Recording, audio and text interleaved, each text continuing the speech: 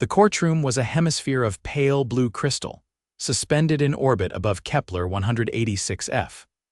Through the transparent dome, a gas giant loomed, its orange and purple bands swirling like a bruise across the sky. Inside, the alien Supreme Court had assembled 12 beings, each from a different sector of the Galactic Accord. They sat in floating thrones, arranged in a circle, their forms varied and strange. Some shimmered like heat mirages, some rippled with bioluminescence, and one, the arbiter, looked like a bundle of cables vaguely shaped into a torso. A low chime echoed. The arbiter's voice emerged, calm and synthesized. Proceed with the evaluation of species 392 Terran origin. A tall, translucent being floated forward. His skin pulsed with dim light, and a translator orb hovered just above his shoulder. I am Yilvan of the Vorex delegation. My report is clear. Humans are erratic, emotionally driven, and biologically fragile. They lack regenerative capabilities, are highly susceptible to environmental stressors, and their neural architecture is inefficient for high-level diplomatic reasoning. They are, in every measurable way, weak. Murmurs passed through the chamber. One judge, a creature resembling a walking fungus, made a noise like boiling water. Agreement. Do you have proof? Asked the arbiter. Yilvan gestured, and a hologram flickered to life above the center of the room. It showed archive footage. Humans in zero gravity flailing awkwardly, a soldier collapsing from heatstroke on an exoplanet, a diplomat crying during a tense negotiation. The arbiter watched in silence, then turned to a representative seated at the edge of the court. She was the only human in the room. Ambassador Petra Greaves. Do you contest this evaluation? Petra stood slowly. Her gray suit looked out of place among the shimmering robes and chitinous exosuits. She adjusted her collar and nodded once. I do. On what grounds? I've called in a witness. Yilvan made a scoffing sound which came out as a series of sharp tones through the translator orb. You would counter scientific evidence with anecdotal testimony. Petra didn't flinch. You want to understand humans. Then you'll need more than numbers. You'll need to meet one. The arbiter's lights flickered in consideration. Proceed. Petra tapped a device on her wrist. A few moments later, the doors at the back of the chamber slid open. The man who walked in did not stride. He limped. His posture was upright but stiff, like every step was calculated. His uniform was marine issue but faded. The left sleeve was pinned up above the elbow. His right arm held a duffel bag. A long scar ran from his jaw to his collarbone, pink and recent. Name? The arbiter asked. Daniel Ziegler, he said. His voice was gravel and steel. Yilvan's translator orb buzzed again. This is your example of human strength. A limping, one-armed relic of a primitive military. Daniel didn't react. He just dropped the duffel at his feet, unzipped it, and pulled out a small metallic case. He opened it, revealing a row of medals, patches, and faded photos. He held up a patch. This one's from the Novus Prime evac. I dragged a wounded pilot through 4 clicks of acid rain with no evac support. Took a chunk of my shoulder, but she lived. He held up another. This one's from the Caerleon moon siege. I spent 3 days buried under rubble, rationed my oxygen, and used a busted helmet to dig myself out. Petra stepped forward. You were recommended for discharge after the last deployment, correct? Daniel nodded. I lost my arm on Juno 4. Ship took a hit. Emergency decompression sliced it clean. And yet you insisted on walking into this courtroom under your own power, Petra said. I don't ask others to do what I can do myself. Yilvan made another dismissive chime. Resilience through stubbornness. It's not a strategy, it's a biological defect. Daniel turned to him for the first time. You ever been in a war, Yilvan? I am a diplomat. I do not traffic in violence. Daniel took a breath, then stepped closer, letting the silence stretch. I've seen men bleed out holding their own intestines just to keep quiet so the enemy wouldn't find us. I've seen 19-year-olds with spine fractures crawl half a mile to drag a buddy to cover. You call it weakness. I call it the cost of being alive and still choosing to fight. Yilvin blinked slowly. That sounds like madness. Daniel smiled, but it didn't reach his eyes. Maybe. But it's our madness, and it works. The Arbiter hummed. Ambassador Greaves, is this your sole evidence? No, said Petra. We've uploaded full-service records, medical files, mission data, and psychological assessments to the Accord archives. Daniel's just the one who was willing to come here and say it to your face. The Arbiter turned its attention back to Daniel. You believe your species is ready for full inclusion in the Accord? Daniel paused.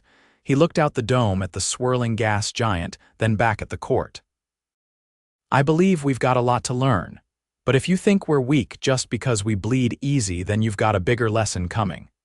Another judge, one shaped like a floating ribbon of stone, stirred. Let us test this claim. Daniel Ziegler, you will be sent to assist in an active crisis zone. If you survive, your species will be reconsidered for full Accord status. Yilvin seemed pleased. Excellent. Let him go to Darax 5. The containment teams have failed. Fires, radiation, hostile fauna. Let us see how long your species lasts. Daniel didn't hesitate. Send me. Petra looked at him. You sure about this? I didn't come all this way to give a speech. 3 days later, Daniel was standing on the cracked surface of Darax 5. The planet had once been a terraforming success, but a reactor meltdown tore through its infrastructure.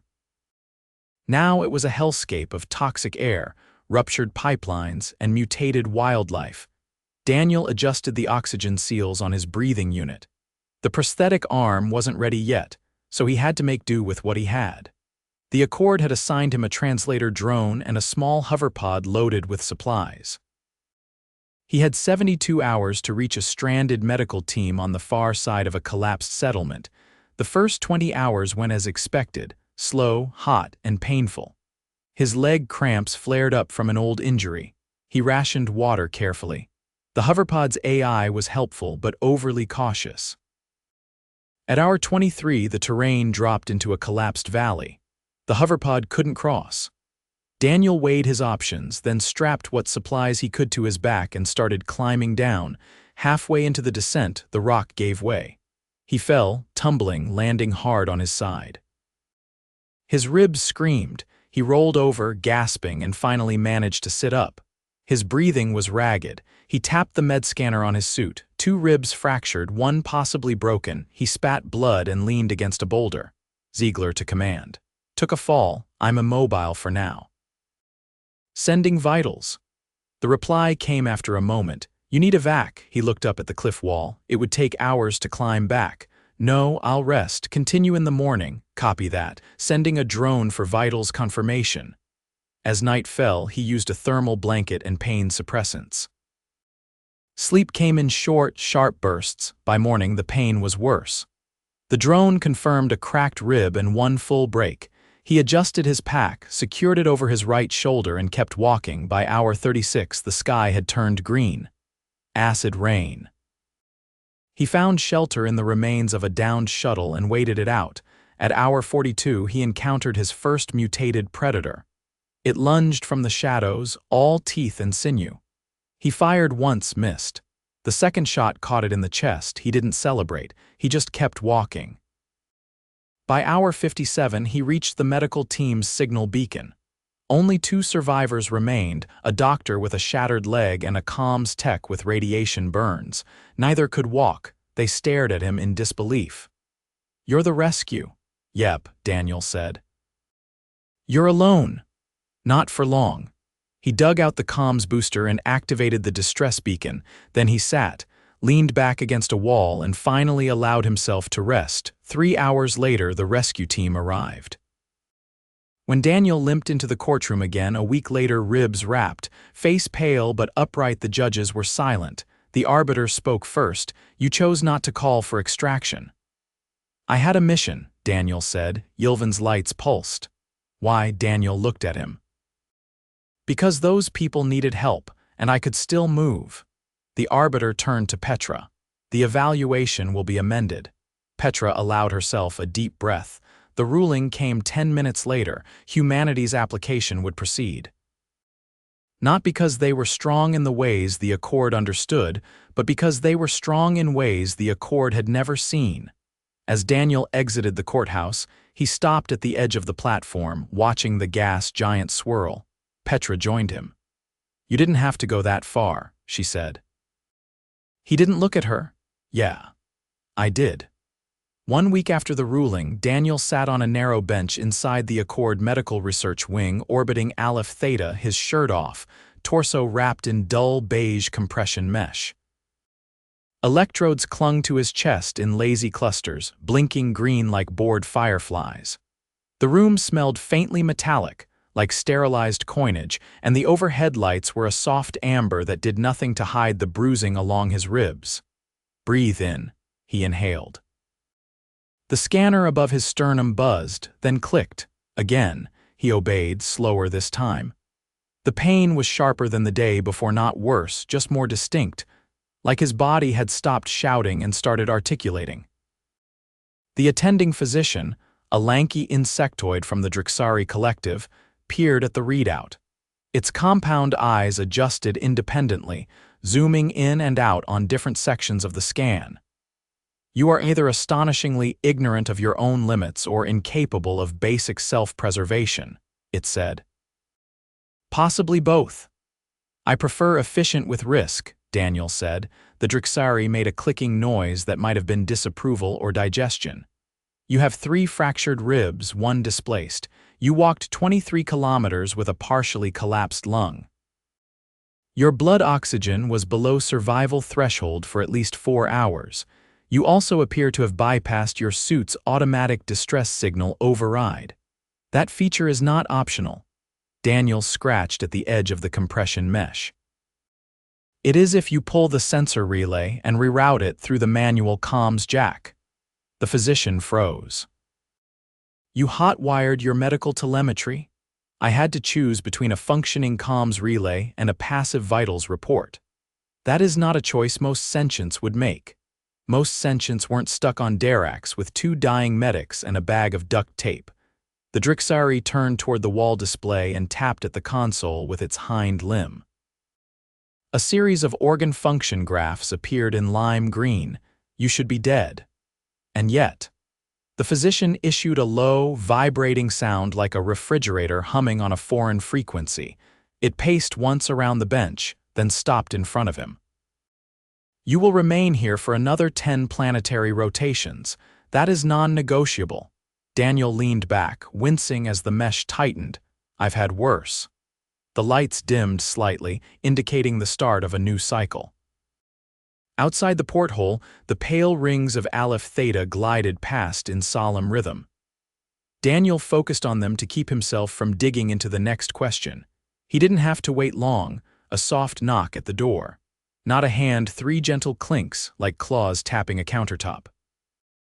The door slid open and Petra stepped in. She was still in her Accord uniform, though it was stained with something that looked suspiciously like gray paint. A small, rectangular device floated behind her shoulder, recording everything as usual. "You weren't scheduled for a visit," Daniel said. "I told them I was delivering legal paperwork. Are you?" "No," he nodded. Petra stepped closer, eyeing the monitor. "They say you're not healing fast enough. I'm healing as fast as I can without a new skeleton." "They offered you a tissue regrowth cycle," he shrugged. "Regrowth hurts worse than the break. I'll pass," she frowned. "You know that's not how it works." "Doesn't matter, the pain's familiar. The other stuff isn't." Petra sat on the edge of a nearby stool, folding her arms. "They've started a debate within the Accord Assembly." "About what?" "Whether your actions constitute bravery or systemic dysfunction." Daniel leaned his head back against the wall. "Let me guess, Vorex called it a species-wide glitch." "Actually, the Vorex ambassador said your behavior suggests a dangerous trend. They're pushing for a psychological evaluation of the entire Earth contingent." He let out a low laugh, which quickly became a cough. "That'll go well." Petra didn't laugh. "They want to understand why you push past biological limits like it's a hobby. Because if we don't, we die." "They don't see it that way. To them, pain is a boundary, not a suggestion." Daniel closed his eyes for a moment, then opened them again. Did they ever fight for food? What? I mean literally, fist-to-face fight over calories. Petra hesitated. Some species evolved in post-scarcity biomass. Right, so they don't get it. Pain's not a line for us, it's a door. She didn't respond. A soft tone interrupted them, an intercom chime, followed by a gravelly voice. Ambassador Greaves, your presence is requested in Assembly Room 7. Petra stood, smoothing the crease in her sleeve. They're calling a witness review. You've been cited as precedent. Lucky me, she paused at the doorway. You ever think about what happens if they decide we're too unstable? Daniel looked at his bandaged chest. They won't. Why not? Because they're watching. She left without another word. Hours passed. The lights in the medbay dimmed again. Daniel drifted in and out of sleep, sometimes waking to the soft hiss of the oxygen regulator, sometimes to the faint scrape of the Drixari adjusting something behind him. Sometime after the second rest cycle, the door opened again. This time, it wasn't Petra. The creature that entered had no visible eyes. Its skin was dark silver and its limbs were jointed in threes. It moved without sound, gliding rather than walking, and its breath, if it had any, made no noise. Daniel sat up with effort. Visitor or auditor? The being tilted its head, then a small projector activated near its collar. A spherical hologram appeared between them, displaying a rotating DNA helix. Human, the projection said in a monotone. Yeah, that's me. The being tapped the hologram, and the image shifted to a series of overlapping scans, brainwaves, muscle fiber readings, and what Daniel recognized as stress response charts. You are abnormal. He raised an eyebrow. Thanks for the compliment. Your neural patterns are inconsistent with projected tolerance envelopes. Care to explain that in words that don't sound like a math teacher had a stroke? The hologram shifted again, this time showing footage from Darax. Daniel crawling through wreckage, dragging a supply case with one arm, his breath fogging the inside of his cracked visor. You exceed models, the being said. Why? He stared at the footage for a long moment before answering. Because sometimes the models are wrong. The being's head tilted again. We do not understand. Daniel reached out and tapped the edge of the hologram. You're not supposed to, that's the point. The being stood still for several seconds, then deactivated the projection and turned to leave. Wait, Daniel said. Why are you here? The figure paused. We study exceptions. Then it was gone. Later that cycle, the Drixari returned with a portable stim unit. You are cleared for partial movement, it said. No lifting, no climbing, no external atmosphere exposure. What about walking to the observation deck? The physician hesitated. You may walk, slowly. Daniel stood, adjusting the load on his side. The corridor outside the medbay was lined with smooth panels that glowed faintly underfoot. A pair of short, amphibious diplomats passed him without comment. One of them glanced at his sling, then looked away quickly, as if eye contact might trigger liability. He found the observation deck at the end of the hall. It was empty except for a small bench and a wall of transparent alloy. Beyond it, the stars hung close and sharp, unblinking. Aleph Theta itself rotated below, a marble wrapped in clouds. He didn't sit. After a few minutes, a voice joined him. I heard they're interviewing your old commander. Daniel didn't turn. Petra, if you're here to tell me they're launching an ethics inquiry, I'd rather not know. She stepped up beside him. They're not. The interviews are exploratory. They're trying to figure out if you're unique. I'm not. Some of them think you might be the edge case that proves the species. He exhaled slowly. I'm just a guy who didn't stop. Petra glanced at him. They don't have a word for that. Maybe they should. The nutrition paste tasted like slightly burnt oatmeal mixed with regret.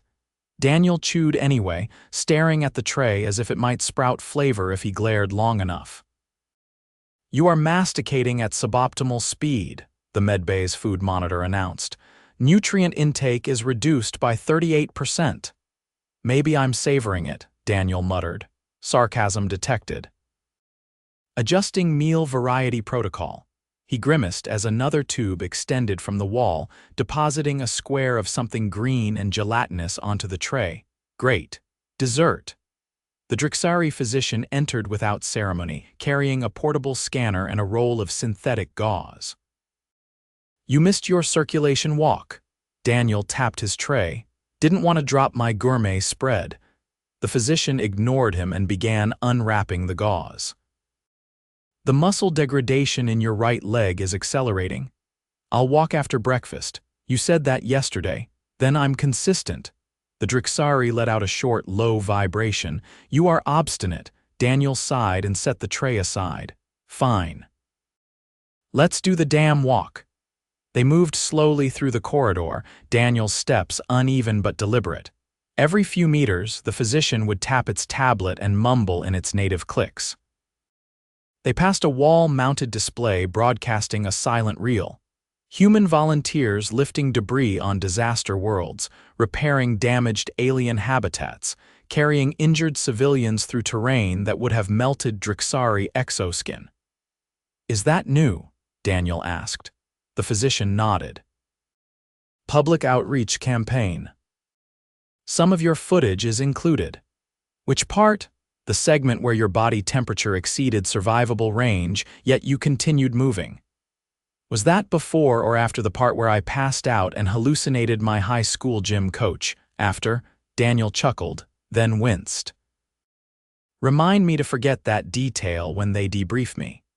They reached the end of the corridor, where a transparent panel revealed the docking ring. A squat vessel was unloading crates marked with the Accord's crest. Two figures in vacuum suits moved with slow precision. The physician tapped the panel. That is the medical shipment from the Relari system. They included stimulant patches your kind refers to as Go Juice. Daniel tilted his head. We still use those, apparently with reckless enthusiasm. Sounds about right. Back in the med bay, the physician applied another dose of tissue regrowth gel to his ribs. The compound stung, then numbed, then made everything feel like it was wrapped in bubble wrap. You are healing faster than expected, it said. Daniel raised an eyebrow. I thought I was healing too slow. You were. Then you weren't. Comforting. The door opened again, this time admitting an alien Daniel hadn't seen before. Tall, with a semi-liquid form that shimmered subtly with each movement. No face, but a cluster of light pulses near the top of its torso flickered in patterns that the translation drone quickly interpreted. I request dialogue, the drone said. Daniel shifted upright. You're not Accord Medical. No, I am with the Ethological Review Council. I study behavioral anomalies among emergent species. That's a mouthful. I am called Tesh. Daniel waved at the only other chair. Knock yourself out. Tesh did not sit. I have reviewed all available data on your behavior during the Darax event. It contradicts projected models. Yeah, I get that a lot. Your motivations are unclear. I had a mission. That is not sufficient explanation. You were injured. You had opportunity to abandon the objective. There was no military imperative. There were people dying. Yet no obligation to preserve them, no direct relation, no prior familiarity, no established alliance. I didn't need one. Tesh's lights flickered in rapid succession. Clarify. Daniel scratched at the edge of his sling. You want to know why I kept going, even when it didn't make sense to you? Yes. It's not about logic. It's about the guy next to you needing help and knowing that if you walk away, there's no one else. No backup. No miracle, just you, so you move. Tesh was silent for a moment. I find that rationale insufficiently strategic. It wasn't strategic, it was human. The Drixari physician interjected. He also has a tendency to ignore medical directives. That too, Daniel muttered. Tesh turned toward the physician. Has he responded to treatment? He should not be standing. Yet he is. I have stopped asking why. Tesh's lights dimmed momentarily, then brightened. I will submit my findings, thank you. Daniel nodded. Try not to call me an anomaly in the report. Makes me sound like a virus. You are not a virus, Tesh replied. You are a statistical outlier. The curve bends around you. As Tesh left, Daniel leaned back against the medbay wall. They keep waiting for some grand explanation. The Drixari began packing away the scanner. They want the equation. You are the remainder. Later that cycle, Petra returned, minus the floating recorder this time. Her jacket was unbuttoned and she looked like she'd slept on a shuttle bench. They finalized the integration protocol, she said, accepting a cup of something from the dispenser and sniffing it suspiciously. Daniel raised an eyebrow. Us integrated fully, she nodded. Not under provisional review anymore, no caveats. He exhaled slowly. They really did it. You did it. Not alone. Petra sipped the drink and grimaced. Why does everything here taste like someone filtered it through a sock? Daniel smirked. It's the universal palate. Everyone agrees on terrible. She set the cup down. There's one thing left, he looked at her. They want to award you the Accord Civil Resilience Medallion. I don't need a medal. They're not offering it for your sake, Daniel nodded. For the story, it's better when it has a face. He turned toward the observation port. Let them give it to the two medics from Darax. They lived, they're the real story. They already did, quietly, this one's for them too. He didn't answer. The next day, Daniel stood before the assembly hall. The pain was dulled to a manageable throb. His ribs still protested when he breathed too deep, and his left arm hung loose in the sling, but he stood straight. The room was filled with delegates from every Accord member. No translator drones this time, just a central relay feeding simultaneous output in over 50 languages. The arbiter rose, suspended on a field of pale light. Daniel Ziegler, human of Earth, you are recognized. He stepped forward. The podium adjusted automatically, lowering to accommodate his height. He said nothing at first. Then quietly, you thought we were weak. The room didn't shift, didn't breathe, just listened. I get it. We break easy, we bleed, we overthink things and we panic. But we also build, we adapt. We carry each other even when it doesn't make sense. He looked across the room, scanning the faces, some familiar, most not. We've spent most of our history trying not to die. It didn't make us graceful, but it made us creative. He gestured to the medallion resting on the velvet cushion beside him. I'll take this, not for me, for the ones who don't make it into courtrooms. The ones who crawl through fire just to hand off a medical kit and disappear before anyone learns their name. There was no applause. Accord ceremonies didn't allow it, but there was silence, the kind earned, not given. Afterward, as Daniel returned to the medbay for one last checkup before discharge, the Drixari met him at the door. You are cleared for departure. Daniel nodded. Thanks for patching me up. You will re-injure yourself within 2 cycles. Probably. The physician extended a small packet. Nutrient bars. Do not trade them for caffeine pills. No promises. A few hours later, Daniel boarded the shuttle back to the human embassy vessel. As the docking clamps released and the stars shifted, he sat back in his seat, arm still in a sling, ribs still taped, still healing, but whole.